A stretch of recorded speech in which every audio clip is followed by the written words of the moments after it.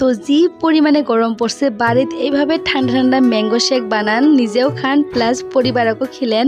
তো সবাই বিরাটই তো আপনি একদম মহা খুশি হয়ে যাব। তো দেখবারই লাগছেন এই জায়গায় আমি একটা আম ছোটো ছোটো টুকরা করে কাটিয়ে নিছি, আর এই জায়গায় দিবা লাগছি মিক্সার গ্রাইন্ডারত দেখবারই লাগছেন। আর অল্প পরিমাণে আম আমি প্লেটত রাখে দিলাম। আর এই জায়গায় আমি দিয়েছি পুরা ঠান্ডা গাখির। তো গাখিরটা আমি আগেই ফ্রিজত রাখে দিছিলাম। তো ঠান্ডা গাখির দিয়ে ইন্তি পরিমাণ মতন চিনি, আমি তো এই জায়গায় 2 চামচ চিনি এড করলাম, আর অল্প পরিমাণে নিমক।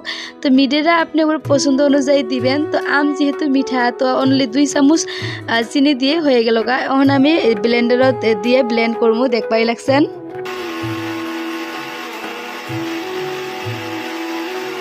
তো এই জায়গায় ব্লেন্ড করা হয়ে গেল গা। তো দেখেন এখন আমি কাপত সার্ভ করি। তো এইভাবে বাড়িতে বানাবেন, নিশ্চয়ই সবাই বিরাটই খুশি হব। আর টেস্টও বিরাটই ভালো হয়, নিশ্চয়ই ট্রাই করবেন। তো দেখবারই লাগছেন দেহাতি কত ইয়ামি লাগবা লাগছে।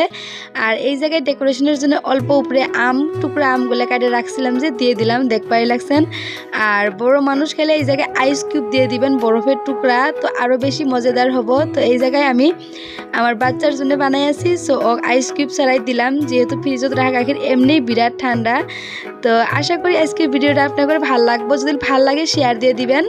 তো দেখা করতেছি নেক্সট ভিডিওতে। বাই, আল্লাহ হাফিজ, সবাই ভালো থাকেন, আঙ্গুর জন্য দোয়া করিয়েন।